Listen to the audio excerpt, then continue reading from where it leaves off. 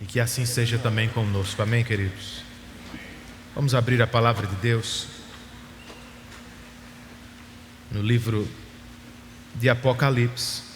Temos só mais 2 sermões em Apocalipse, este e o próximo, e eu espero que você tenha sido muito abençoado por estas exposições. Eu fui, deu um trabalho.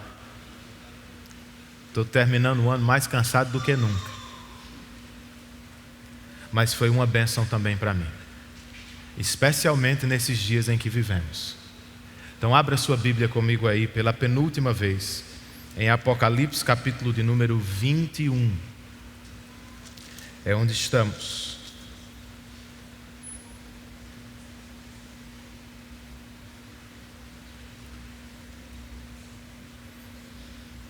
Em uma cena final e marcante de A Jornada do Peregrino da Alvorada, Rip-Chip, um rato valoroso, se aproximou do grande leão e disse: Eminência, desde a minha mais tenra idade, eu sempre sonhei em ver o seu país.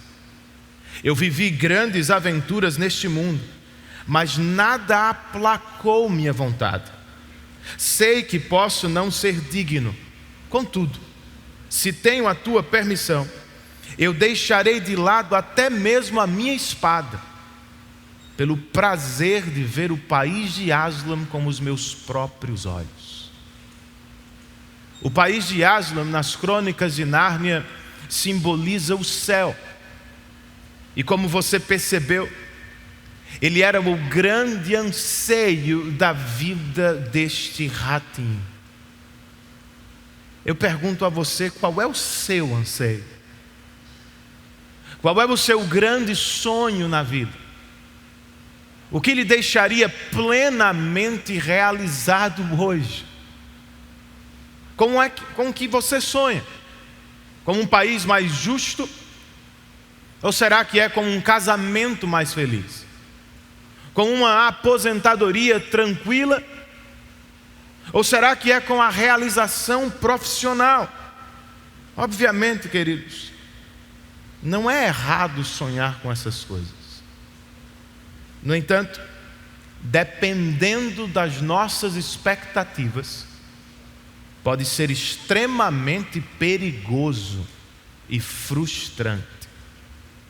Porque nada nesta vida, você sabe disso, pode nos realizar por inteiro. Por que não?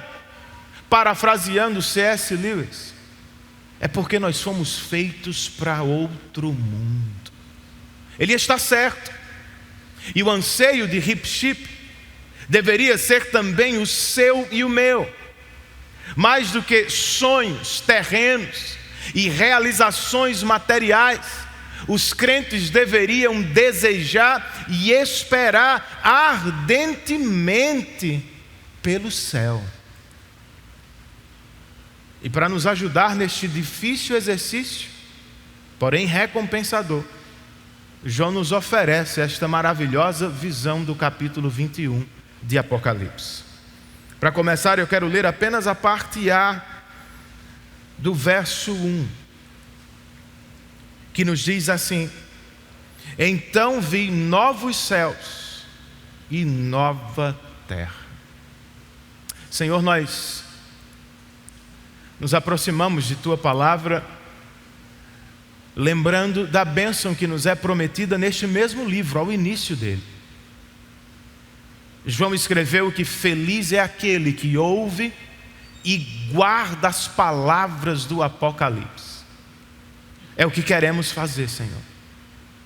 Nós queremos ouvir atentamente a Tua voz, mas queremos também praticar o que aprendemos, viver à luz do que sabemos, revelando assim para a nossa família, igreja e para o mundo, que nós esperamos por coisas muito maiores e melhores.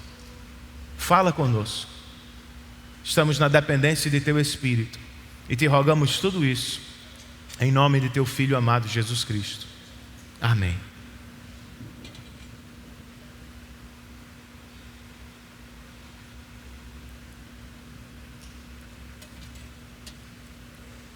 Ao final do Apocalipse, como tantas vezes eu faço nos meus sermões, João volta ao início de Gênesis. E o que presenciamos é o final da Bíblia. É ainda melhor do que o seu começo. Em que sentido? Bem, o diabo que enganou os nossos pais em Gênesis, em Apocalipse é lançado no lago de fogo. A criação que em Gênesis foi manchada por nossos pecados, em Apocalipse é restaurada e levada à sua plenitude outra vez.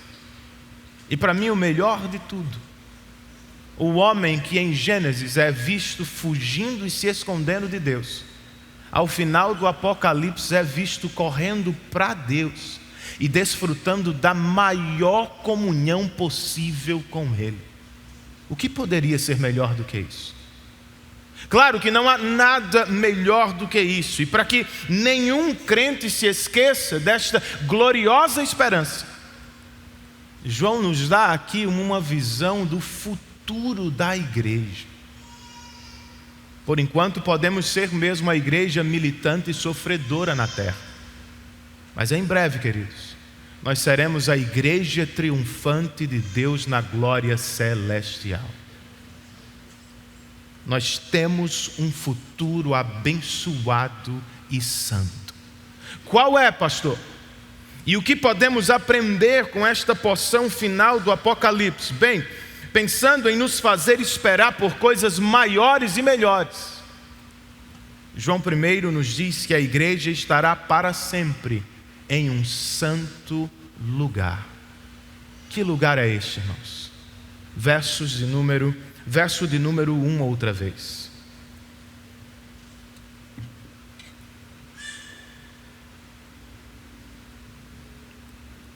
Então vi novos céus e nova terra, pois o primeiro céu e a primeira terra tinham passado, e o mar já não existia. Duas informações aqui são bem importantes sobre o lugar em que a igreja viverá para sempre. Inicialmente, perceba que a igreja não vai morar em um céu completamente distante, nem totalmente desconhecido. Sim, o primeiro céu e a primeira terra passaram, mas o que João vê aqui ainda é céu e terra.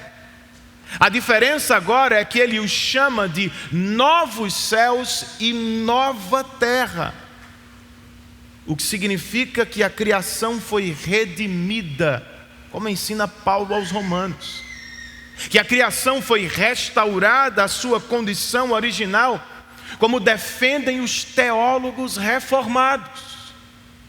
Mas e o mar, pastor? Se estamos falando de restauração e não de destruição, por que João diz aqui que ele não existe mais? Você deve se lembrar, no Apocalipse, simbolicamente, o mar é a origem do mal. É de lá que sobe uma das bestas. O mar é onde os negócios idólatras do mundo são feitos. O mar representa povos inimigos que fazem barulho e que perseguem a igreja. Então, simbolicamente, o que João está dizendo é: quando esta criação for restaurada, não é o mar, é o mal que não estará mais lá.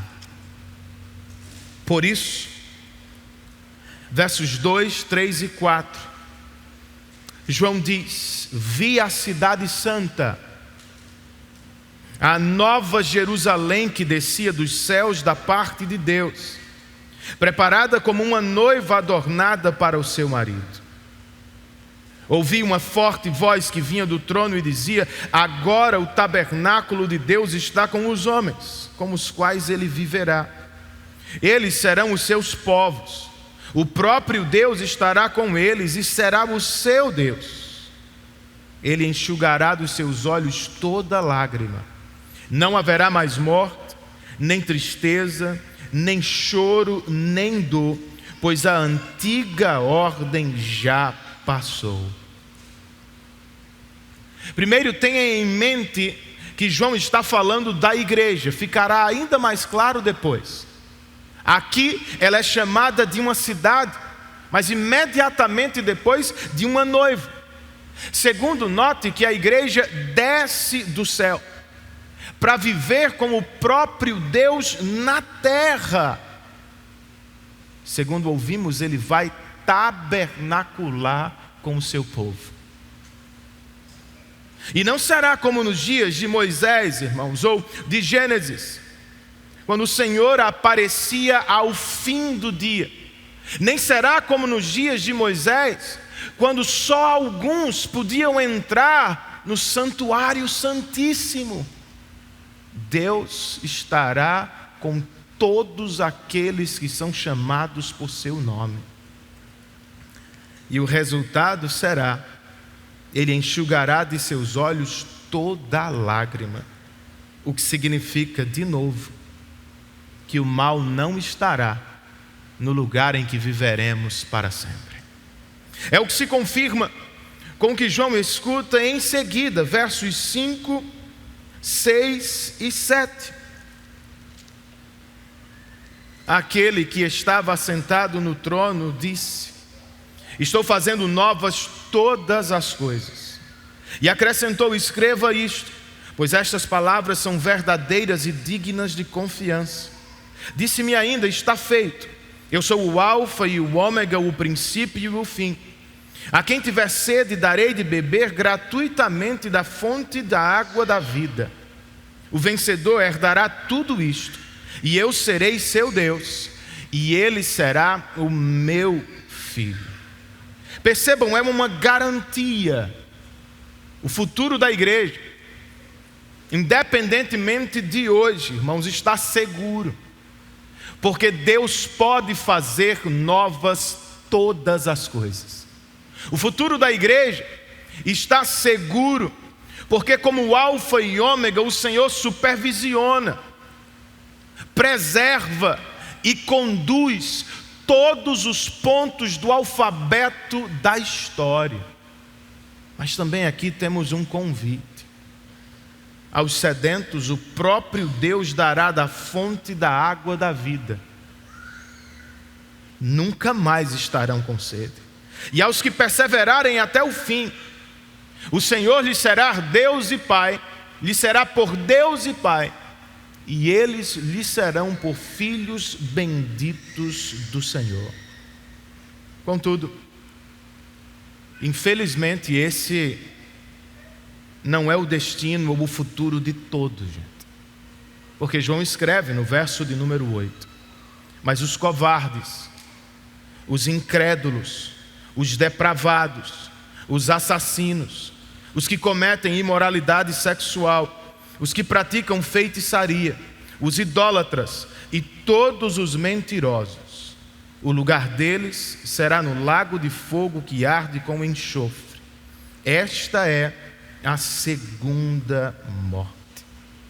Aparentemente, como nota certo comentarista, a lista de João pode ser dividida em duas, ou em dois grupos, melhor dizendo. O primeiro é feito por aqueles que não perseveram na fé. São os covardes, os incrédulos e os que, abandonando a fé, tornam-se eles mesmos depravados.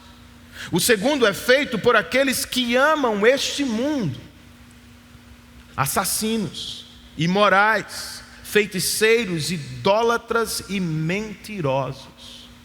Seja como for, queridos, esteja neste ou naquele grupo, o mais triste de tudo é, como resultado da vida que escolheram levar na terra, o destino deles não será o novo céu e a nova terra.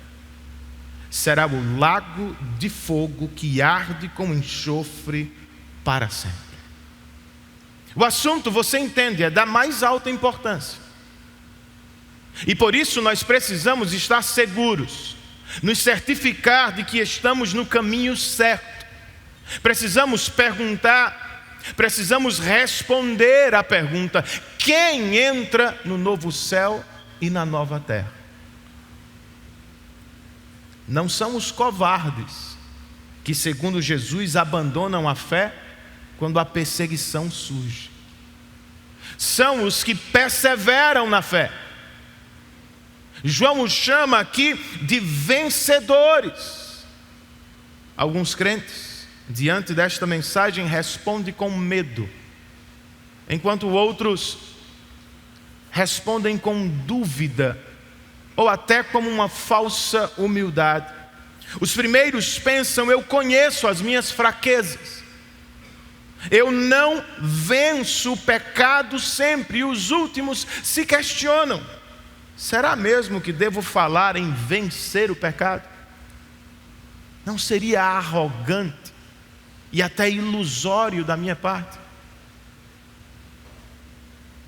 Aos que ficam com medo, lembrem-se que perseverança não é o que fazemos sozinhos, gente.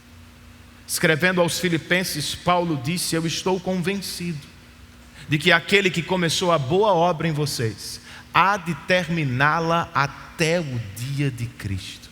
Você entende? Jesus sabe que não vencemos sempre. No entanto, Ele quer que nós saibamos que Ele jamais perderá. Mesmo quando fracassarmos, ainda que caiamos pelo caminho, o que o Senhor quer que saibamos é: Ele seguirá perseverando conosco até o fim. Isso é boa notícia. E aos que ficam se perguntando se devem ou não perseverar, lembrem-se, como ouvi de um irmão do meu grupo de discipulado semana passada, que embora mérito não seja cristão, esforço é. Foi o que o mesmo apóstolo disse aos mesmos crentes de Filipos: ponham em ação a salvação de vocês, com temor e tremor, pois é Deus quem efetua tanto querer quanto realizar. Faz sentido agora? Nós precisamos nos esforçar no crescimento da piedade, irmãos, sem jamais tirar os olhos de Deus, pois em última análise é dele que vem o desejo para buscar a santidade, e é dele também que vem o poder para crescer em santidade. Colocando nos termos do nosso texto, a perseverança na fé é a marca daqueles que vão herdar o novo céu e a nova terra. Quem entrará lá não são os amantes deste mundo que, segundo Jesus, abandonam a fé quando as preocupações da vida e o engano das riquezas aparecem. Segundo João viu, são os que bebem da água da vida que entram no novo céu e na nova terra. Outra vez, alguns crentes podem ficar inquietos com esta mensagem, pois eles pensam: pastor, eu não bebo sempre da água da vida, eu ainda bebo um pouco da água do mundo. Meu coração ainda se desvia para as alegrias deste mundo. Eu sei, o meu também faz isso. Eu não estou falando que nunca amamos o mundo, ou que estamos plenamente livres de sua influência e seus encantos. O que estou dizendo, no entanto, com João é: o crente que vai entrar no novo céu e na nova terra é alguém que tem sede por vida verdadeira e plena. Em uma festa dos judeus, Jesus se levantou e disse: se alguém tem sede, venha a mim e beba. Quem crer em mim, como diz a Escritura, do seu interior fluirão rios de água viva. Você percebe pelo que deveria buscar na vida? O crente não é alguém que já matou a sede plenamente. O crente não é alguém que nunca bebe da água do mundo. O crente é alguém que, percebendo a incapacidade do mundo e a capacidade do Cristo, ele vem de novo e de novo à fonte inesgotável de alegria. Agora, a experiência ainda é parcial, gente. Por isso não nos damos por satisfeitos plenamente. Por isso ainda voltamos a algumas fontes deste mundo. Em breve, porém, não haverá mais morte, nem tristeza, nem choro, nem dor. Pois como João viu, a antiga ordem já terá passado. A plenitude da nossa vida ainda está por vir. Dito isso, não significa, no entanto, que não podemos desfrutar da vida eterna agora. Nós vivemos, como dizem os teólogos, na tensão entre o já e o ainda não. De trás para frente, nós ainda não desfrutamos da plenitude do novo céu e da nova terra. Mas nós já vivemos sob o poder deste maravilhoso Rei e Reino. Deus ainda não armou o seu tabernáculo definitivo entre nós, é verdade. Mas seu Filho já acampou no nosso meio, foi o que João disse. A palavra se fez carne e habitou entre nós. O mesmo João, ao início do Apocalipse, nos disse que ainda não estamos na plenitude da presença do Senhor, mas por meio do Espírito Ele passeia no nosso meio. Ainda não chegamos ao tabernáculo definitivo, mas Paulo escreve aos Coríntios que neste dia, mesmo enquanto lutamos contra toda sorte de pecado, nós já somos habitação do Espírito Santo de Deus. Por isso, querido, por mais atraentes que sejam as propostas mundanas de poder, prazer e paz, por favor, não se entregue de todo o coração. Homens e governos não podem nos levar a uma era dourada. Você sabe disso. Tecnologia e ciência não podem nos curar totalmente. Você sabe disso. Entretenimento e conforto não podem nos dar todo o prazer que desejamos ter. Você também sabe disso. Só Deus pode. Só Deus pode, de verdade, como João escreveu aqui, fazer novas todas as coisas. É o que Ele fará ao fim da história com toda a criação. E é o que Ele já está fazendo no coração e na vida de todos aqueles que lhe pertencem. Ou não foi isso que Paulo disse aos Coríntios? Se alguém está em Cristo, é nova criação. As coisas velhas já passaram, e eis que já surgiram novas coisas. Louvemos ao Senhor por isso. O que mais João nos diz sobre o futuro da igreja, irmãos? Para nos ajudar a esperar coisas maiores e melhores. João nos conta agora que a igreja exibirá para sempre uma santa beleza. Versos 9, 10 e 11.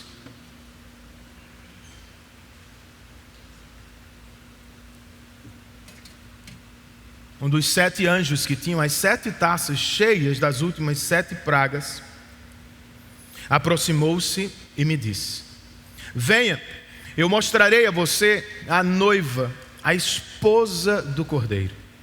Ele me levou no espírito a um grande e alto monte e mostrou-me a cidade santa, Jerusalém, que descia dos céus da parte de Deus. Ela resplandecia com a glória de Deus, e o seu brilho era como de uma joia muito preciosa, como jaspe, clara como cristal. O anjo que mais cedo apareceu no Apocalipse para julgar e condenar a grande prostituta, agora reaparece para nos apresentar a esposa do Cordeiro.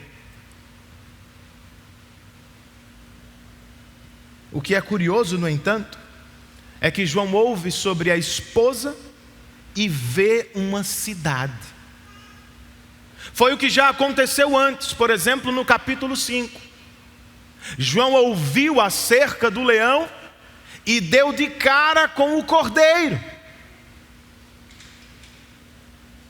Noiva e cidade, portanto, assim como leão e cordeiro, são um só.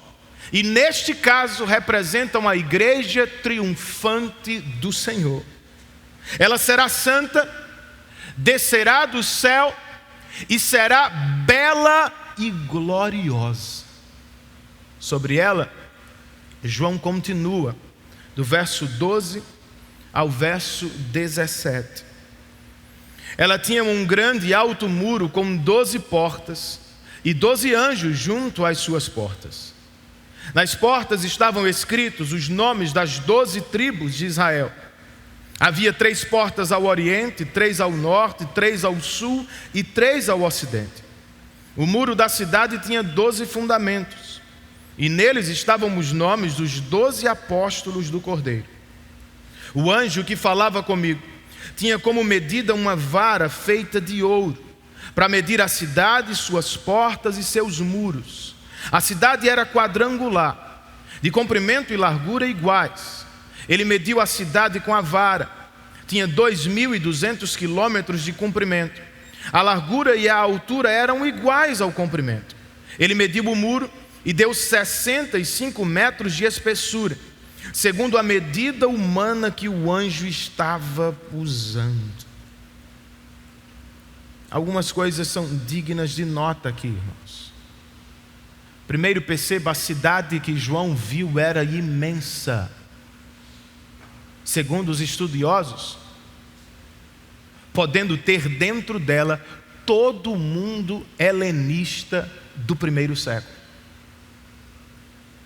Esta cidade tem 12 portas, sobre as quais estão os nomes das 12 tribos de Israel, e 12 fundamentos, sobre os quais aparecem os 12 nomes dos apóstolos de Cristo. É a imagem da totalidade da igreja, que se reúne agora em uma cidade bela, perfeita e totalmente protegida.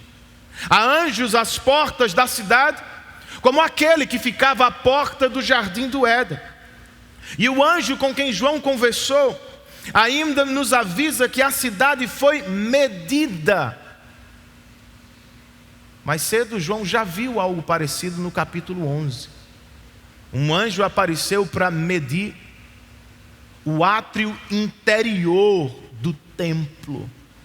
Aqui João vê o mesmo anjo, não medindo apenas uma parte do templo, mas medindo toda a cidade templo do novo céu e da nova terra. E sabe o que significa? Que toda a igreja de Deus está finalmente e para sempre protegida do mal. Tem mais, gente? Tem. Versos 18, 19, 20 e 21. João escreve: o muro era feito de jaspe, e a cidade era de ouro puro, semelhante ao vidro puro. Os fundamentos dos muros da cidade eram ornamentados com toda sorte de pedras preciosas. O primeiro fundamento era ornamentado com jaspe, o segundo com safira, o terceiro com calcedônia, o quarto com esmeralda, o quinto com sardônio, o sexto com sárdio, o sétimo com crisólito, o oitavo com berilo, o nono com topázio, o 10º com crisópraso, o 11º com jacinto e o 12º com ametista. As 12 portas eram 12 pérolas, cada porta feita de uma única pérola. E a rua principal da cidade era de ouro puro, como vidro transparente. Então veja, a cidade templo do novo céu e da nova terra não apenas está perfeitamente protegida, ela é linda e gloriosa aos olhos de Deus. Eu não conheço a metade das pedras citadas por João aqui, mas eu sei que o tabernáculo de Moisés e o templo de Salomão foram meticulosamente decorados, com o propósito de nos apontar para a glória, beleza e criatividade de Deus. Eu posso não saber quanto valem as joias deste mundo, mas eu sei que Jesus comparou o seu reino a uma pérola de grande valor. De acordo com ele, o reino é tão valioso que vale a pena vender tudo na vida para ter apenas o reino. É a mesma ideia que João comunica aqui. A igreja triunfante que vemos aqui é bela e vale mais do que qualquer riqueza deste mundo. Essa visão não o anima de alguma maneira? Sim, o que João viu, irmãos, retrata o que viveremos no novo céu e na nova terra. Mas não se esqueça, ele está escrevendo para as pessoas que vivem do lado de cá ainda. Então a ideia é: o presente glorioso da igreja precisa causar impactos na maneira em que vivemos no presente.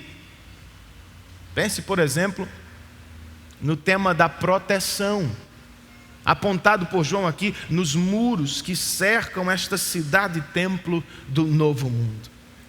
Em breve, quando Jesus voltar, nós estaremos completa e eternamente protegidos de todos os nossos grandes inimigos: carne, mundo e diabo.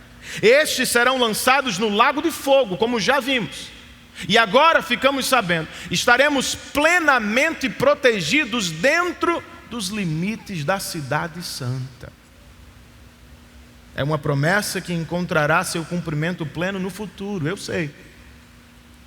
Mas ainda assim ela nos lembra que, ao menos em um sentido, nós já estamos plenamente seguros agora. Foi Jesus quem disse aos seus discípulos: todo aquele que o Pai me der, virá a mim. E quem crer em mim, eu jamais rejeitarei. Porque eu desci do céu, não para fazer a minha vontade, mas para fazer a vontade daquele que me enviou. E esta é a vontade daquele que me enviou: que eu não perca nenhum dos que ele me deu. O mesmo ensino é visto na carta de Paulo aos Romanos, especialmente no capítulo de número 8.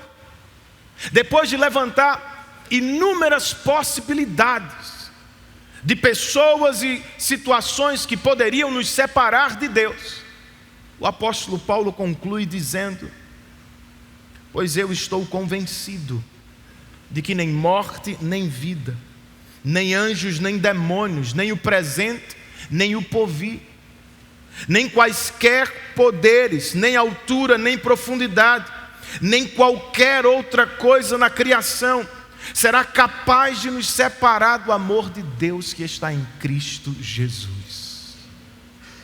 Queridos irmãos, nós ainda temos de sofrer com ataques, e sinceramente nós ainda vamos perder algumas batalhas.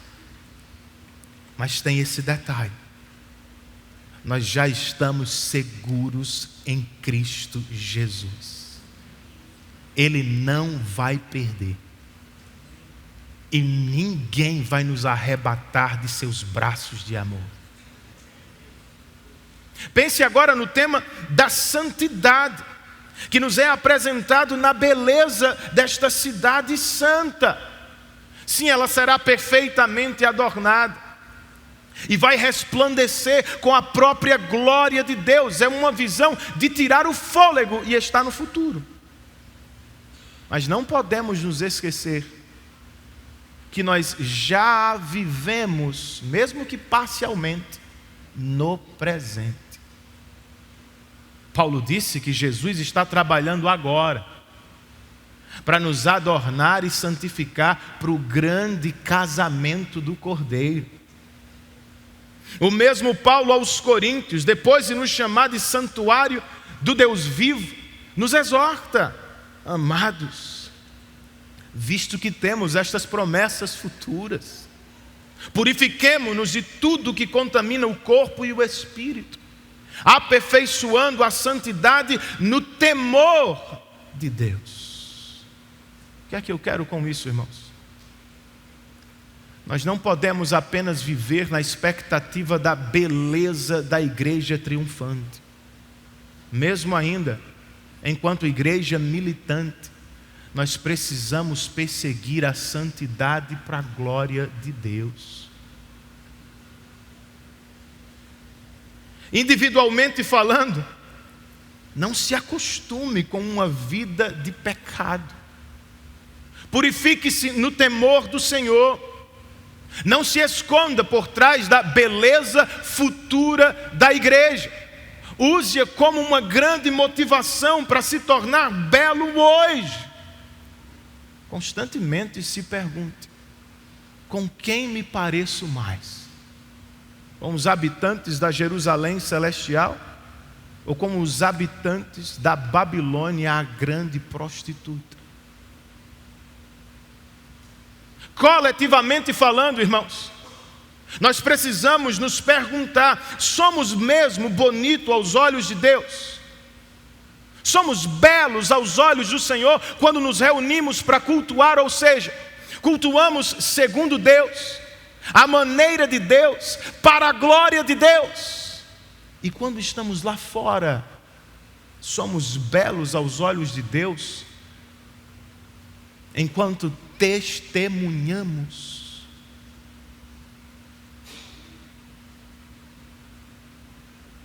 Eu não sei se você só se entusiasmou com este período eleitoral. Eu estou terminando um tanto quanto triste, irmãos, por algumas razões. Eu nem vou mencionar muitas, mas tem um pastor que eu conheço que vivia para pregar o Evangelho, mas tem um mês que todos os dias ele me manda textos políticos. Ele não prega mais o Evangelho. Eu vi um dos pastores mais renomados do Brasil ser perguntado por alguém: por que é que no segundo turno você não está pregando mais a Bíblia? Ele disse: é porque os tempos são difíceis. Nós temos coisas mais importantes a fazer. Eu vi de um outro pastor renomado no Brasil usando a Bíblia de maneira inapropriada, se apropriando do livro de Juízes para apontar para um dos candidatos como se fossem as mesmas pessoas. Irmãos, será que isso é bonito aos olhos de Deus?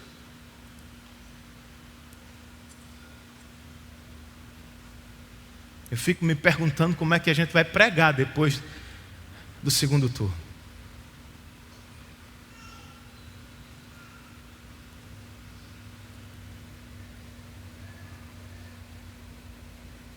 Que Deus tenha misericórdia de nós, irmãos.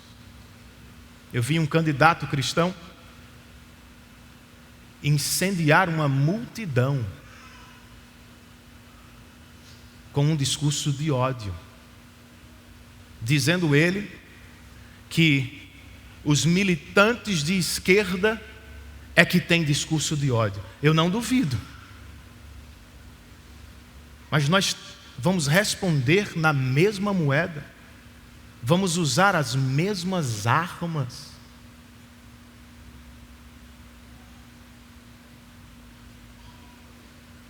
A igreja precisa ser bela, irmãos, aos olhos de Deus e aos olhos de quem nos assiste. Que Deus nos dê graça para isso. lembre-se, Jesus está trabalhando para adornar e santificar a igreja. E alguns aqui sabem bem disso. Ficar bonito dá trabalho. Certo crente, atordoado com os problemas da vida, saiu para passear. Quando ele passou por uma igreja em construção, seus olhos foram direto no pedreiro, que tinha uma peça na mão. Ele se aproximou e perguntou ao pedreiro: o que é que você está fazendo com esta peça? Ele disse: eu estou preparando-a aqui embaixo, para depois colocá-la lá em cima. É a vida cristã, irmãos. Por que é que passamos por algumas tribulações? Porque temos que experimentar situações pesadas na vida? Bem, não é a única resposta, mas talvez seja uma das mais importantes. Cristo está nos adornando para o grande casamento. Cristo está nos santificando, irmãos, nos preparando para o novo céu e para a nova terra. E para terminar esta divisão, pense no tema do maravilhamento. Alguns crentes se chamam hoje de desigrejados. Conhece alguém assim? Outros vivem mudando de igreja em igreja. E alguns outros estão na igreja só de corpo. Seu coração já foi há muito tempo. Eu me pergunto por quê. Em alguns casos eu até os entendo. É justo abandonar uma igreja quando ela se torna herética. É sábio procurar uma igreja mais saudável e pura, biblicamente falando, aos olhos de Deus.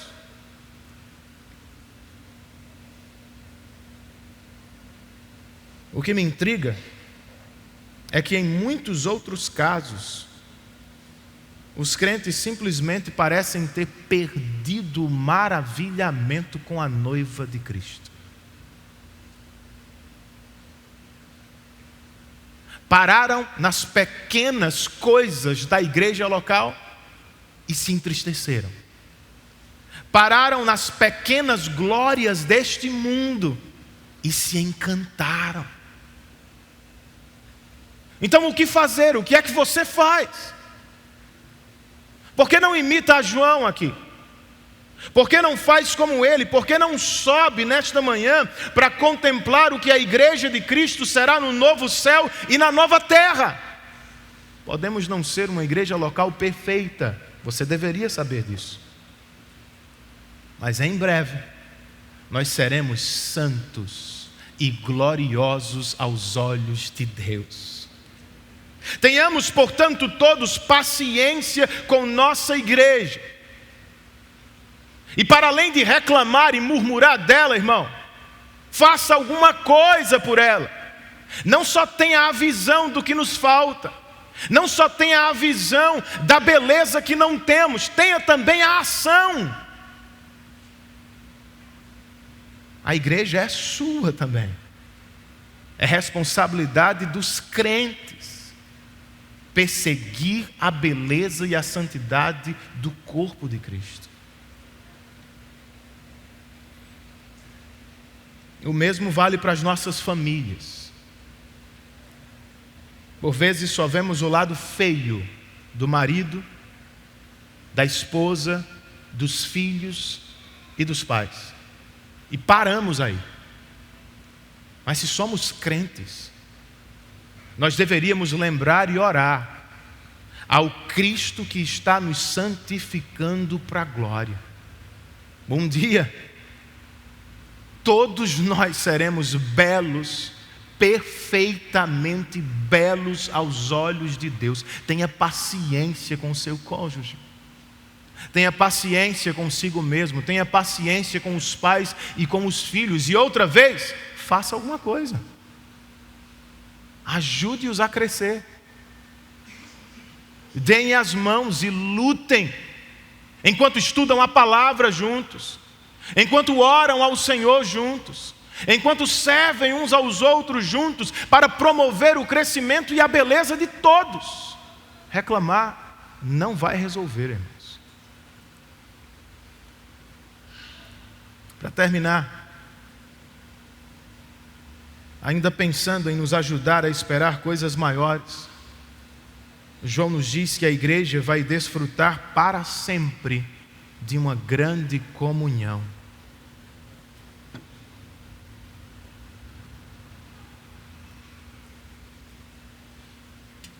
A última divisão deste capítulo pode ser apresentada como uma série de nãos que é concluída por um grande sim. O primeiro não está no verso 22. João escreve: não vi templo algum na cidade, pois o Senhor Deus Todo-Poderoso e o Cordeiro são o seu templo. Percebam algo. Não é que João não viu um templo. O que ele está dizendo é: eu não vi um templo físico, arquitetônico. Ele viu um templo.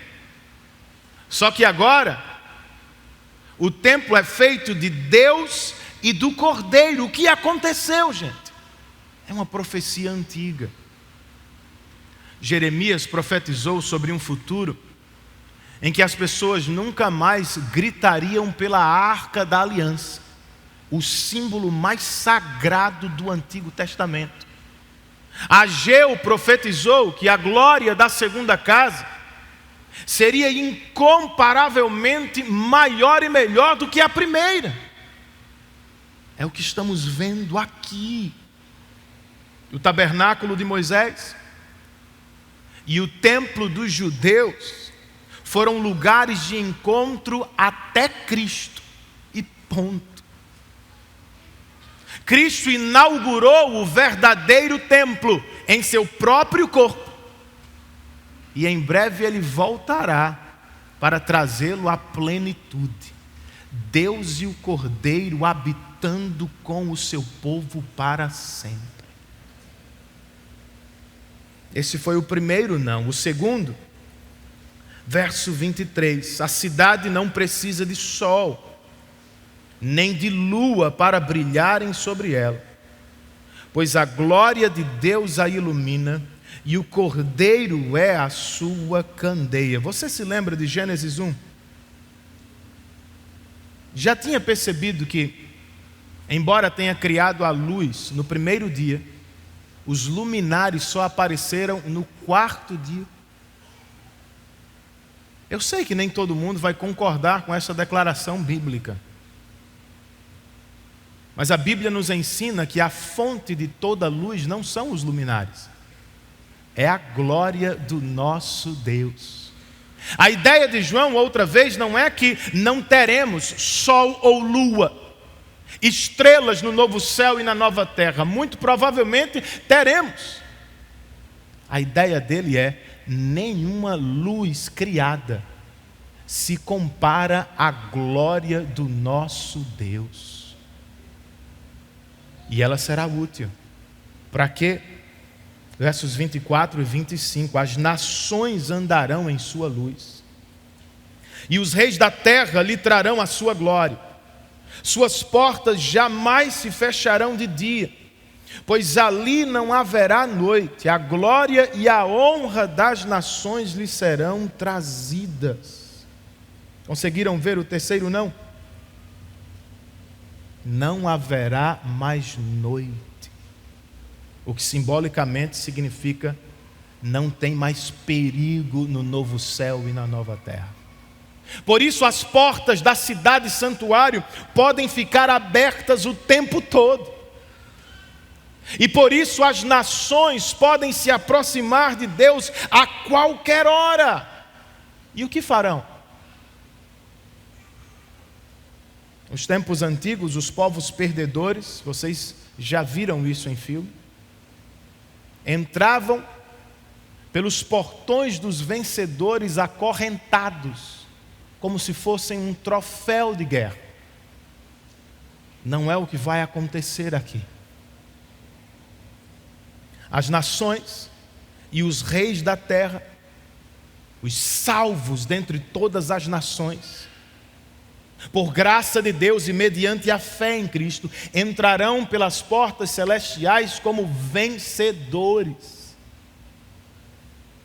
E eles vão deixar diante de Deus o melhor que possuem.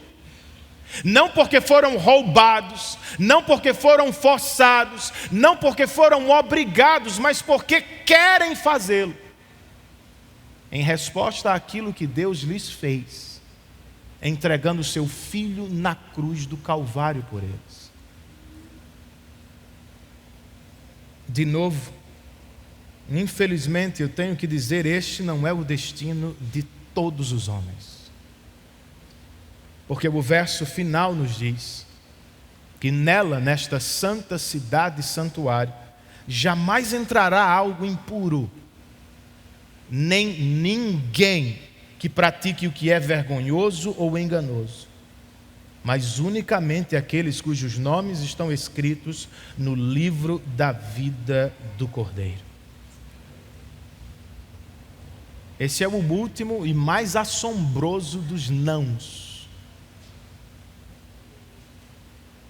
Algumas pessoas, muitas pessoas, não entrarão nesta cidade abençoada. Os que praticam o que é vergonhoso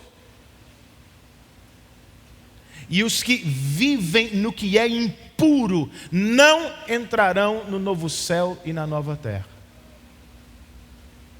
Contudo, não é com eles que João termina. João termina com um retumbante sim. Se muitos não entrarão por causa de seus próprios pecados, muitos outros vão entrar, porque seus nomes constam no livro da vida do Cordeiro. O que significa que eles escaparam da condenação eterna, porque depositaram toda a sua fé em Jesus. Você já fez isso? De que grupo você é parte? Você está dentro ou fora dos limites desta cidade gloriosa? Se está dentro pela fé, aproveite este tempo presente para se preparar para o futuro glorioso que aguarda. Como, pastor? As portas da comunhão com Deus, queridos, não serão abertas só amanhã. Para aqueles que estão em Cristo Jesus, as portas da comunhão com Deus já estão abertas agora. É só por isso que o autor de Hebreus diz: venham com ousadia e confiança. Entrem na sala do trono e aproximem-se de Deus no dia da necessidade para receber graça e misericórdia. O mesmo vale para a glória de Deus. É claro que no novo céu e na nova terra ela vai brilhar com mais intensidade e força. Contudo, não significa que não brilhe hoje, irmãos. Foi Paulo quem disse aos Coríntios: pois Deus disse, das trevas resplandeça a luz. Ele mesmo brilhou em nossos corações para a iluminação do conhecimento da glória de Deus na face de Cristo. Outra vez, é claro que vamos desfrutar de comunhão plena e perfeita com Deus só na glória. Mas isso não nos diz que não podemos fazê-lo aqui e agora. Davi com propriedade nos convidou: provem e vejam que o Senhor é bom. Não é futuro, é presente. Ele está falando de uma experiência presente e maravilhosa. E a pergunta é: temos nos beneficiado dela? Você tem aproveitado deste privilégio? Você não precisa de muito, sabia? Não precisa subir o monte, não precisa subir as escadas de joelho, não precisa fazer um retiro, não precisa fazer uma viagem a determinado lugar sagrado. Você só precisa de regularidade e compromisso com a leitura da palavra e a oração, e com o culto público e a comunidade dos santos. Só isso. Por que nós lemos a Bíblia? Porque deveríamos ler a Bíblia regularmente. Não é porque queremos tratar a Bíblia como um livro de sorte, irmãos. Puxar um versinho aqui e ali para ver se eu consigo acertar ou ganhar algo na vida. Não, claro que não.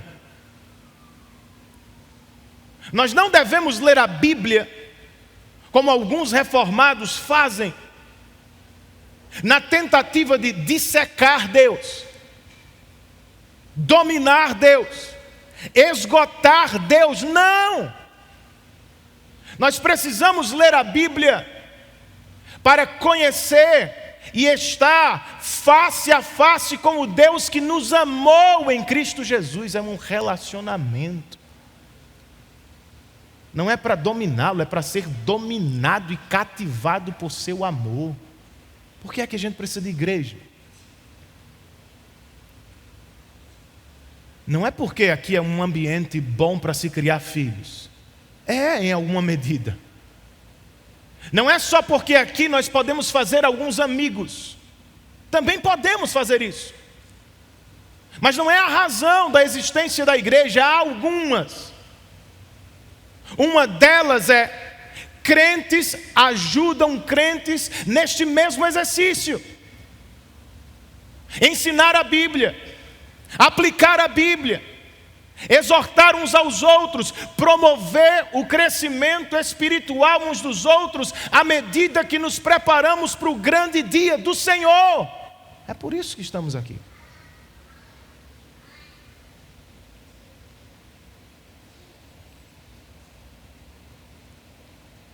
Agora, será que somos os únicos? Não terá o Senhor mais gente para levar para o novo céu e nova terra? De acordo com o que João viu, nações e reis virão ao Senhor. E mais cedo ele nos disse que a cidade santuário do novo céu e nova terra é imensa, podendo ter milhares e milhares de pessoas. Mas como elas virão? Como saberão desta maravilhosa cidade? Seja encorajado por isso. O tamanho da cidade santa está aqui para reorientar e até aumentar nossas expectativas. Deus não quer salvar apenas alguns. Ele quer e vai salvar milhares e milhares de todos os povos da terra. Alguns destes podem estar diante de nós todos os dias no trabalho. Podem conviver conosco na faculdade. Podem ser membros de nossa família. Mas como saberão da cidade se não falamos dela? Como ouvirão o Evangelho se o Evangelho não está nas nossas bocas? Como vão desejar o nosso rei se nós mesmos por vezes estamos desejando outros reis? Tem assuntos mais caros e importantes que deveriam estar, se eu errar vocês me entendam, nos nossos timelines, é isso mesmo? Nos nossos stories, nas nossas conversas.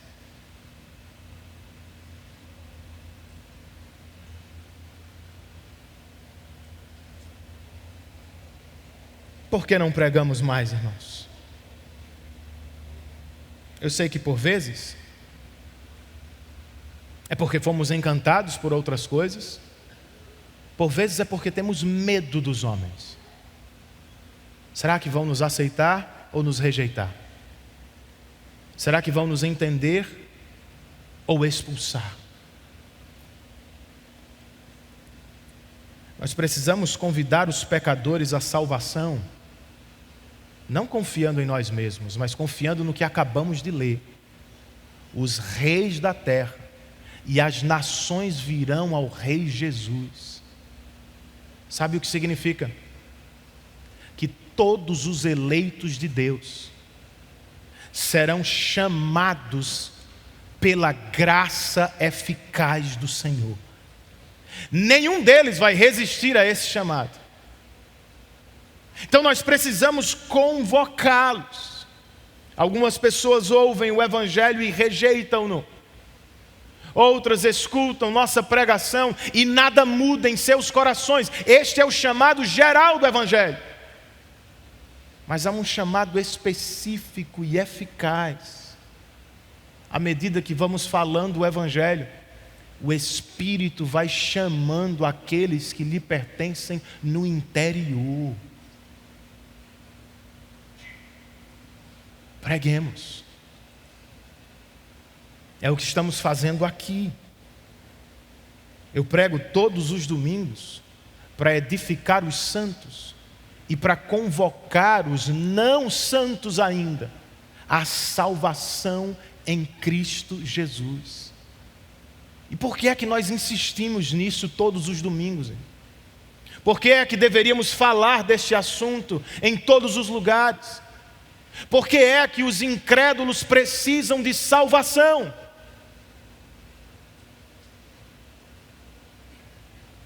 É porque se morrerem na vida que levam, eles vão ficar de fora da cidade santa celestial. Eu sei que não parece muita coisa para eles agora. Eles estão levando a vida, por vezes, como se não houvesse amanhã. Mas se não tomarem conhecimento do que está por vir, se não forem apresentados à graça maravilhosa de Cristo, se não responderem com fé e em arrependimento, eles vão ficar do lado de fora. Não é voando, vagando, eles serão empurrados pelos próprios pecados para o lago de fogo, a segunda morte, o inferno.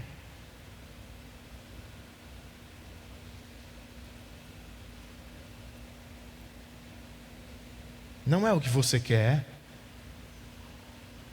Ficar do lado de fora da festa celestial e eterna? Tendo a consciência, segundo a parábola de Jesus, tendo a consciência que deveria ter ouvido e respondido e não fez. Faça-o agora, amigo. Ouça o Evangelho no seu coração, confesse os seus pecados diante de Deus e receba a oferta da graça que lhe é oferecida nesta manhã. Pois esta é a porta da salvação para você.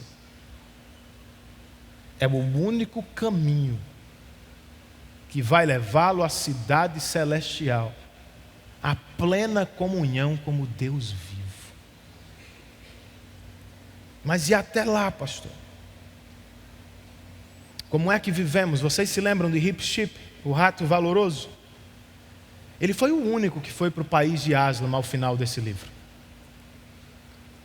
Caspian teve que voltar para Nárnia. Edmundo, Lúcia e Eustáquio tiveram que voltar para a Inglaterra. E é claro que os últimos não gostaram.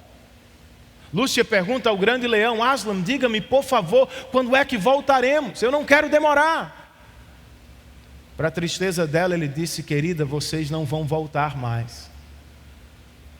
Como não, Aslan?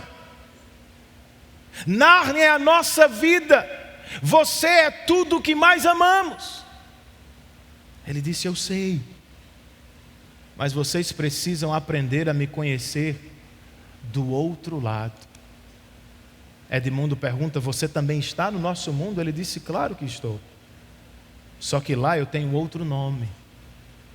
Eu os trouxe para Nárnia, para que, conhecendo-me um pouco aqui, vocês venham a me conhecer muito mais lá. Irmãos, é uma ilustração da vida cristã. Porque é que ainda estamos do lado de cada glória? De novo, podemos realizar vários sonhos pessoais se forem para a glória de Deus. Mas não é para eles que estamos aqui. Nós estamos aqui para nos preparar para este grande encontro com Cristo Jesus. Este é o grande objetivo da vida cristã. Conhecer a Cristo aqui, a fim de desfrutá-lo melhor lá. Se assim vivermos, não vamos ser facilmente encantados com as glórias passageiras deste mundo. Se assim vivermos, não vamos nos apegar, ou não vamos nos pegar demasiadamente tristes com as frustrações desta vida. Seja qual for o resultado das eleições do nosso país, nós esperamos por coisas maiores. Qualquer que seja o nosso presidente amanhã, nosso Rei eterno é melhor. Ele não vai perder o controle da história. Ele não vai nos abandonar no meio do caminho. E o melhor, diferentemente dos homens, Ele promete e pode cumprir tudo o que fala. Ele voltará para nos buscar em breve. Então descanse o seu coração, irmão. Volte seus olhos para o Senhor. Exerça a sua cidadania como crente. Faça a sua escolha pensando a partir dos parâmetros da Bíblia, mas sem jamais entregar seu coração a coisas pequenas que não vão resolver nossos problemas. Nós precisamos de Cristo, neste ou naquele governo, aqui na África, e nós precisamos viver na esperança de seu retorno. Curve a sua cabeça, feche os seus olhos e ore ao Senhor a partir daquilo que você ouviu.